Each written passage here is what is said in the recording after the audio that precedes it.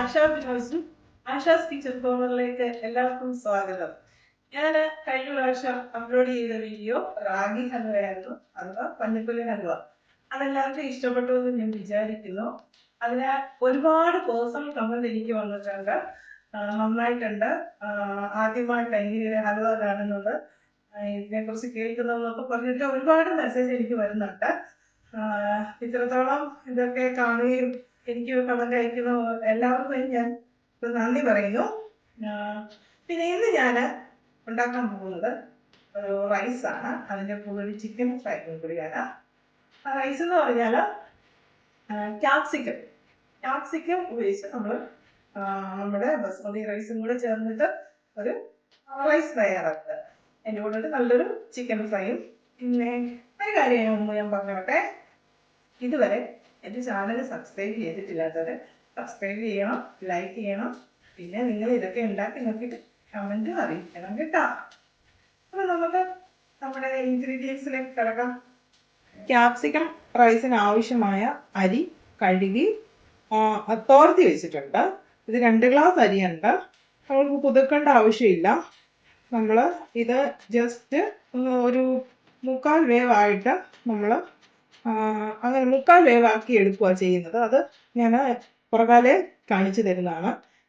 ഇത് 2 ഗ്ലാസ് അരി കഴുകി തോർത്തി വെച്ചേക്കുന്നതാണ്. പിന്നീട് 2 ഗ്ലാസ് അരി ഉള്ളതുകൊണ്ട് ഞാൻ ഒരു വലിയ സവോള എടുത്തിട്ടുണ്ട്. പിന്നെ 4 അല്ലി വെളുത്തുള്ളി എടുത്തിട്ടുണ്ട്. പിന്നെ ഒരു കുഞ്ഞ് ഇഞ്ചി ചതച്ച് ഇത്രയേ ഉള്ളൂ. ഇഞ്ചി ഇത്രയേ ഉള്ളൂ. അതിൻ്റെ ഒരു ഫ്ലേവറിന് വേണ്ടിയാണേ. പിന്നെ 1/4 തക്കാളി, കുറച്ചൊരു പുളിക്ക് മാത്രം. നമ്മൾ നാരങ്ങാനീര് ഈ റൈസിനകത്തോട്ട് ചേർക്കുന്നില്ല, അതുകൊണ്ട് പുളിക്ക് മാത്രം ഒരു തക്കാളിയുടെ 4/1 ഭാഗം എടുത്തിട്ടുണ്ട്. പിന്നെ അതിനകത്ത് ഇടാനുള്ള മല്ലിയിലയുണ്ട്. പിന്നീട് 4 കളറ് ക്യാപ്സിക്കം ഉണ്ട്. ഇത് ചുവന്ന കളറിലേത്, മഞ്ഞ, പച്ച, ഇത് ഓറഞ്ചാണ്. അത് ശരിയായിട്ട് പഴുത്തതല്ല, ഓറഞ്ച് കളറ്. പിന്നെ ഒരു പച്ചമുളക്. ഇതിന് അധികം എരിയും പിന്നെ അധികം സ്പൈസസ് ഒന്നും യൂസ് ചെയ്യുന്നില്ല. ഇത്രേ ഉള്ളൂ ഇതിൻ്റെ ഇൻഗ്രീഡിയൻറ്റ്. അപ്പം ഇത് ഞാൻ പിന്നീട് ഉണ്ടാക്കാൻ പോകുന്നത് ചിക്കൻ ഫ്രൈക്ക് വേണ്ടിയ അരപ്പാണ് തയ്യാറാക്കുന്നത്. നമുക്ക് ചിക്കൻ അരപ്പൊന്ന് പിടിക്കാൻ വേണ്ടി ആദ്യം ഞാനത് തയ്യാറാക്കി വെക്കുക കേട്ടോ. ഇത് 10 കഷ്ണം ചിക്കനുണ്ട്.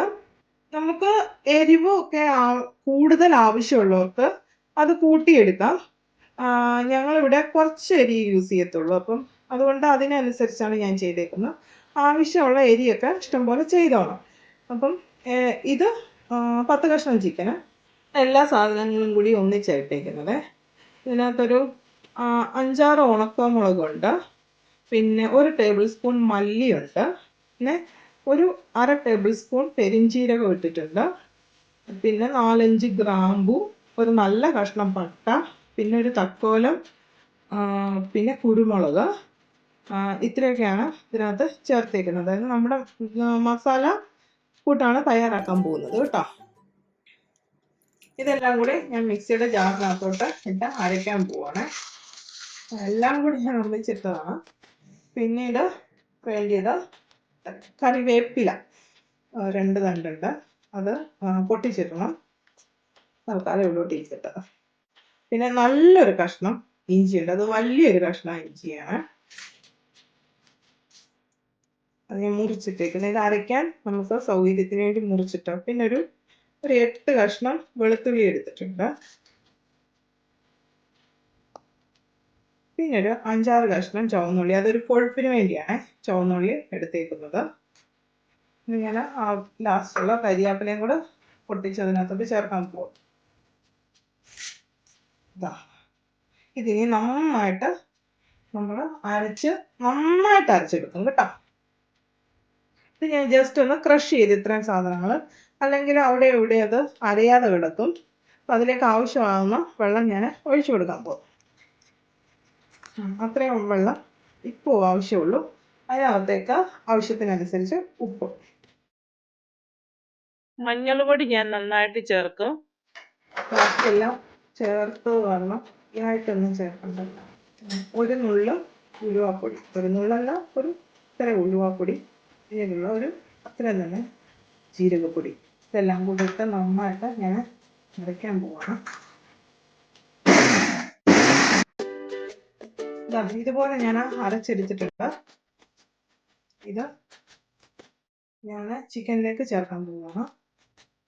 ഇതിലോട്ട് ഞാനൊരു സ്പൂൺ എണ്ണയും കൂടി ചേർക്കാൻ പോകും. എണ്ണയും കൂടി ചേർത്ത് ഇതുകൂടെ നല്ലതായിട്ട് മിക്സ് ചെയ്തിട്ട്, എണ്ണ ചേർത്താണ് അതുകൊണ്ട് നന്നായിട്ടൊന്ന് മിക്സ് ചെയ്ത് നന്നായിട്ട് ഞാൻ ഇത് മിക്സ് ചെയ്യാം. ചിക്കനിലോട്ട് തേച്ച് പിടിപ്പിക്കുക. ഞാൻ കൈകൊണ്ടാണ് ചെയ്യുക, സ്പൂണൊന്നും ഞാൻ ചെയ്യാറില്ല. സാധാരണ മസാലകളൊന്നും ചെയ്യാറില്ല, ഞാനെല്ലാം കൈകൊണ്ട് മാത്രം യൂസ് ചെയ്യും. നന്നായിട്ട് അത് നമുക്ക് ഇതെല്ലാം അങ്ങോട്ട് ചേർത്ത് അതിൻ്റെ ടേസ്റ്റൊക്കെ അങ്ങോട്ട് എടുക്കുക. അതോട്ടാ എന്താ പറയുക, മസാലയൊക്കെ അങ്ങോട്ട് ഇറങ്ങണമെങ്കിൽ നമ്മൾ നന്നായിട്ട് മിക്സ് ചെയ്ത് കൊടുക്കുക. ഞാൻ ഇതിലേക്ക് നാരങ്ങാനീരൊന്നും ചേർത്തിട്ടില്ല. ഇതുപോലെ ഞാനിനി ഇതിനെ കുറച്ച് നേരം വെക്കുക. ചില ഒരിച്ചിരി നേരം ഞാൻ ഫ്രീസറിലോട്ട് വെക്കും. നമ്മുടെ റൈസ് റെഡിയാക്കുമ്പോഴത്തേന് നമ്മൾ ഫ്രീസറിലേക്ക് ഇത് വെച്ചാൽ ഒരു 15 മിനിറ്റ് ഫ്രീസറിൽ വെച്ച് ഇതിൻ്റെ ഇല ചേർത്തിരിക്കുന്ന മസാലകളൊക്കെ പെട്ടെന്ന് ചിക്കനിൽ പിടിക്കും. ചിക്കനെ തന്നെയല്ല, മീനാണെങ്കിൽ തന്നെ നമ്മൾ പെട്ടെന്ന് നമുക്ക് തയ്യാറാക്കണമെന്നുണ്ടെങ്കിൽ മസാല ചേർത്ത് നമ്മൾ ഫ്രീസറിലോട്ട് ഒരു 15-20 മിനിറ്റ് വെച്ചാൽ മതിയേ. ഉപ്പിട്ട് വെള്ളം വെച്ചിട്ടുണ്ട്. ഇതൊന്ന് തിളച്ച് കഴിയുമ്പോൾ നമുക്ക് അരി ഇടാം. അതിനുവേണ്ടി വെയിറ്റ് ചെയ്യാമേ. വെള്ളം നന്നായിട്ട് വെട്ടി തിളച്ചിട്ടുണ്ട്. ഞാൻ അതിലേക്ക് അരി ഇട്ട് കൊടുക്കുകയാണ്. നന്നായിട്ട് തിളച്ച് ഒരു 3/4 വേവാകുമ്പോൾ നമ്മൾ ഇതിലെടുത്തിട്ട് ഊറ്റി തണുത്ത വെള്ളത്തിലോട്ടിടും. എന്താ വെച്ചാൽ ഒത്തിരി പശപ്പ് വരാതെ പൊട്ടിപ്പിടിക്കാതൊക്കെ ഇരിക്കാൻ അങ്ങനെ ചെയ്യുന്നത്.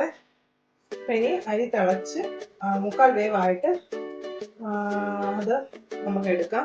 അപ്പോഴത്തേക്കും നമുക്ക് ഈ ചോറിന് ആവശ്യമുള്ള ക്യാപ്സിക്കം എല്ലാം നമുക്ക് ഒരുക്കിയെടുക്കാം.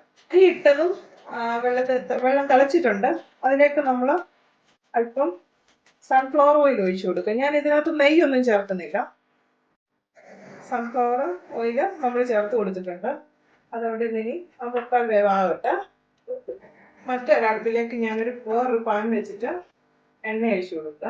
നമ്മുടെ ആവശ്യമുള്ള എണ്ണ ഒഴിച്ചു കൊടുക്കുക. അതായത് ഇതൊന്ന് വഴറ്റി എടുക്കാൻ മാത്രമായിട്ടുള്ള എണ്ണ മതി. അതിലേക്ക് ഞാൻ ആദ്യം വെളുത്തുള്ളി ഇട്ട് കൊടുക്കും. വെളുത്തുള്ളിയുടെ ആ ഒരു ടേസ്റ്റ് ഇറങ്ങാൻ വേണ്ടിയാണ്. വെളുത്തുള്ളി ഇഞ്ചിയും കൂടെ ഇട്ട് കൊടുക്കുക. ഇഞ്ചിയും വെളുത്തുള്ളിയും നന്നായിട്ട് മൂത്തിട്ടുണ്ട്. പച്ചമുളക് തീര് വെച്ചേക്കുന്നത് അതിനകത്തോട്ട് ഇട്ട് കൊടുക്കുക.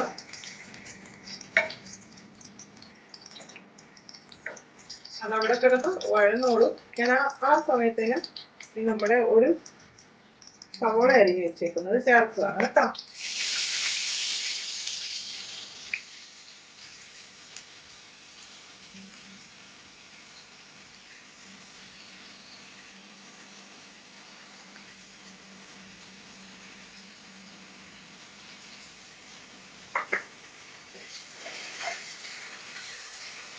ഇത് കുറച്ച് വെച്ചിട്ട് നന്നായിട്ടൊന്ന് വഴറ്റിയെടുക്കാം. അരി ഇപ്പം നന്നായിട്ട് തിളച്ച് കയറുന്നു. ഇത് കുറച്ച് വെച്ചിട്ട് നന്നായിട്ട് തിളച്ച് കയറുന്നുണ്ട്. ഇഞ്ചി ഉള്ളി നന്നായിട്ട് ചുവന്ന് മൂത്തിട്ടുണ്ട്. നന്നായിട്ട് വഴന്ന് വരുന്നിട്ട് നമുക്ക് തക്കാളിക്ക് ചേർത്ത് കൊടുക്കണം. ലാസ്റ്റേ നമ്മൾ മല്ലിയില ചേർത്തുള്ളൂ. ഇനി ഇതിനാവശ്യമായ ഒരു നുള്ള് ഉപ്പും കൂടെ, അതായത് സവോള വഴന്ന് വരാനായിട്ട് ആവശ്യമായ ഒരു നുള്ള് ഉപ്പും കൂടെ ഞാൻ ചേർത്ത് കൊടുക്കാം.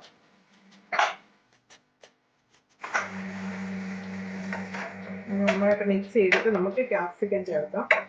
ഇത് വളരെ എളുപ്പമാണ് കേട്ടോ. ഈ ക്യാപ്സിക്കം സവോളയെല്ലാം മൂത്ത് വരാനുള്ള ഒരു താമസം. അപ്പോഴത്തേക്കും നമ്മുടെ ചോറ് അവിടെ വേകുകയും ചെയ്യും. ഇതിലേക്ക് ഞാൻ തക്കാളിക്ക് ആഡ് ചെയ്തേ. അത് നന്നായിട്ടൊന്ന് ഇളക്കി വഴറ്റി വന്നു കഴിഞ്ഞ ഉടനെ നമുക്ക് ക്യാപ്സിക്കം ചേർത്ത് കൊടുക്കണം. ഇതിലേക്ക് 4 കളറും ക്യാപ്സിക്കം ഞാൻ ഒന്നിച്ച് ചേർക്കാൻ പോവാണ്. ഇത് ചേർത്ത് കഴിഞ്ഞാൽ അധികം നമുക്ക് ചൂടാവേണ്ട കാര്യമില്ല. പിന്നെ ചോറ് വെന്തിട്ട് ഇതിനകത്തോട്ട് മിക്സ് ചെയ്തൊന്ന് ചേർക്കുന്നത് മാത്രമേ ഉള്ളൂ. ഇത് ജസ്റ്റ് ഒരു മിനിറ്റ് ആ പച്ചച്ചവ് മാറാൻ മാത്രമായിട്ട് നമുക്കൊന്ന് ഇളക്കി കൊടുത്താൽ മതി. ആ എണ്ണയ്ക്കകത്ത് കിടന്നൊന്ന് അതൊന്ന് ആ ഉപ്പും എണ്ണയൊക്കെ ഒന്ന് പിടിച്ച് അത്രയും ആവശ്യമുള്ളൂ. ഇത് ഞാൻ മാറ്റുവാണ്. ഒരു മിനിറ്റ് ഇത് ചൂടായി.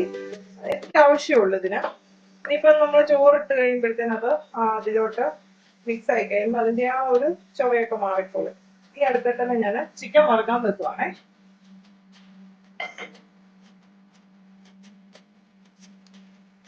എണ്ണ ചൂടായി വരുന്നുണ്ട്. ഞാൻ സൺഫ്ലവർ ഓയിൽ എടുത്തേക്കുന്നത്. ഇതിലേക്ക് നമ്മള് ചിക്കന് ഇട്ട് കൊടുക്കുക. ചിക്കൻ നന്നായി മുരിച്ചെടുക്കട്ടെ. ലെഗ് പീസ് ഒക്കെ ആദ്യം ഇടാം.